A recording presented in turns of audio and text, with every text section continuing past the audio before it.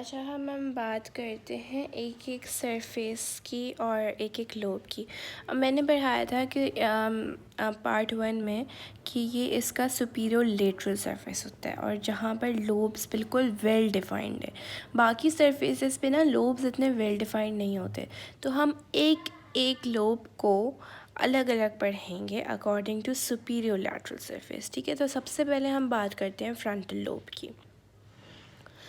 हाँ जी, ये हमारे जो पिंक में दिख रहा है ना पूरा, ये है हमारा फ्रंटल लोब। ठीक है, अब हम बात करते हैं इसके एक एक चीज़ की। सबसे पहले मैं एक और बात क्लियर करना चाहती हूँ कि बेसिकली सल्कस जो होते हैं ना, वो क्या होते हैं, लाइंस होती हैं। और जायरस जो होते हैं उनको हम कहते हैं एरिया। समझ लो एक रूम है, हाँ रूम है, तो उसकी जो दीवारें हैं वो होंगी सल्कस। ठीक है, और उसके अंदर जो जगह है ना उसको हम कहते हैं जायरस। ठीक है, GYRUS। तो सबसे हम पहले हम बात करते हैं फ्रंट लोब की। हम बात कर रहे हैं फ्रंट लोब कौन सा था, एक और दफ़ा दिखा देती हूँ, ये पिंक वाला। ठीक है, अब हमने मेन फीचर्स में पढ़ा था कि एक होता है हमारा सेंट्रल सल्कस। ठीक है, सेंट्रल सल्कस के आगे वाला जितना भी ये पूरा एरिया जिसको मैं पेन से कर रही हूँ, ये फ्रंटल लोब है।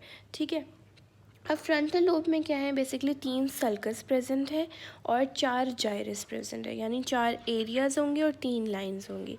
तो सबसे पहले हम बात करते हैं सेंट्रल सल्कस हो गया। ठीक है, सेंट्रल सल्कस के आगे वाला एरिया जितना भी है फ्रंटल लोब है। ठीक है, सेंट्रल सल्कस के थोड़ा सा हम आगे जाते हैं तो हमें एक और लाइन नज़र आती है। नहीं, यहाँ पर नहीं है, इधर होगी ये रही। ये थोड़ा कंफ्यूजिंग है, मतलब ये पिक्चर थोड़ी कंफ्यूजिंग है, लेकिन अगर सिर्फ पिंक वाले पे फोकस रखें हम लोग तो ये देखो, ये मेरे कर्सर के साथ साथ अपनी आइज़ मूव करो। ये देखो, ये जो भी जा रही है ना लाइन, ये तो सेंट्रल सर्कस है। सेंट्रल सर्कस के आगे ही एक और लाइन होगी जिसको हम कहते हैं pre central sulcus. Pre central क्यों कहते हैं, सेंट्रल प्री का मतलब होता है पहले। ठीक है, ये उससे पहले है, इसका नाम क्या है, प्री सेंट्रल सर्कस। अच्छा, इन दोनों के ये देखो, एक ये लाइन और एक ये लाइन, इन दोनों के बीच में क्या है, ये एरिया है। इस एरिया को हम कहते हैं प्री सेंट्रल जायरस। ठीक है, ये पूरा एरिया। अच्छा, उसके बाद हम बात करते हैं, एक सेकेंड, मेरा पेन कहाँ गया, ये रहा। ये तो हमारा हो गया सेंट्रल सर्कस। मेरे पेन की मूवमेंट देखना प्लीज़। ये है हमारा सेंट्रल सर्कस और ये है हमारा प्री सेंट्रल सर्कस। इन दोनों के बीच में जो एरिया था इसको हम कहते हैं प्री सेंट्रल जायरस। अच्छा, यहाँ पर ना एक और सर्कस आ जाता है, बेसिकली 2 आते हैं। एक को कहते हैं सुपीरियर फ्रंटल सर्कस और एक होता है इन्फीरियर फ्रंटल सर्कस। हाँ, यहाँ पर क्लियर व्यू है। ये देखो, ये है हमारा सेंट्रल सर्कस, ये है हमारा प्री सेंट्रल सर्कस, एक ये लाइन है हमारी सुपीरियर फ्रंटल सर्कस, एक ये वाली लाइन है हमारी इन्फीरियर फ्रंटल सर्कस। ठीक है, हम सिर्फ अभी लाइंस की बात करें। ये कौन है, ये कर्सर देखो, सेंट्रल सर्कस, ये प्री सेंट्रल सर्कस। एक और लाइन यहाँ है superior frontal circus, inferior frontal circus.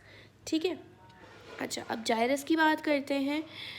Central sulcus और प्री सेंट्रल सर्कस के बीच में होता है प्री सेंट्रल जायरस। जायरस मतलब एरिया।